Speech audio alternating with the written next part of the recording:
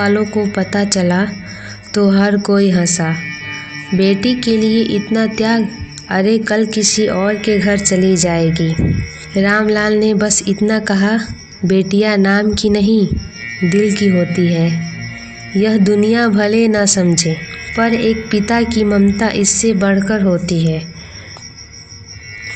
सावित्री जब डॉक्टर बनकर आई तो पूरे गांव में ढोल नगाड़े बजने लगे, पर इस खुशी के बीच एक अजीब सन्नाटा था।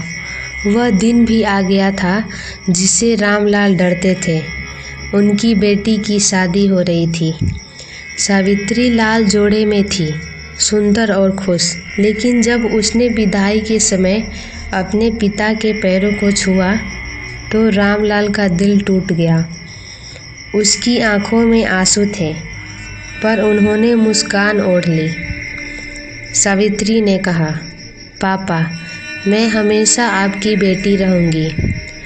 रामलाल ने अपनी फटी हुई धोती से आंखें पोंछी और कहा, बेटी तेरा जन्म मेरे आंगन में हुआ, लेकिन तेरा जीवन किसी और के आंगन का है।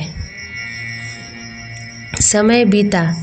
सावित्री ससुराल में व्यस्त हो गई। धीरे धीरे चिट्ठियाँ कम हो गई, फ़ोन कॉल्स भी कम हो गए। एक दिन रामलाल बीमार पड़े। उन्होंने बेटी को बुलाने की सोचा, लेकिन फिर खुद को रोक लिया। क्यों तकलीफ़ दूं उसे, वह अब दूसरे परिवार की जिम्मेदारी है। एक रात जब सावित्री को पिता के बीमार होने का पता चला तो वह दौड़कर गांव पहुंची, पर तब तक बहुत देर हो चुकी थी। उनके हाथ में बस पिता का एक पत्र था। बेटी, दुनिया कहती है कि बेटी पराया धन होती है, पर मेरे लिए तू हमेशा मेरी थी, मेरी रहेगी। तुझे अच्छे कपड़े, अच्छे गहने मिले, यह मेरा सपना था, पर मेरे लिए सबसे बड़ा गहना था तेरी मुस्कान। अगर अगले जन्म में फिर से बेटी मिली तो मैं फिर से तुझे पढ़ाऊँगा, फिर से तुझ पर गर्व करूँगा, फिर से तुझे विदा करूँगा, क्योंकि मैं तेरा पिता हूँ। सावित्री पत्र पढ़ते पढ़ते रो पड़ी। उस दिन उसे समझ आया कि बेटी भले ही ससुराल चली जाए, लेकिन उसके पिता का प्यार कभी खत्म नहीं होता। समय के साथ सब कुछ बदल जाता है।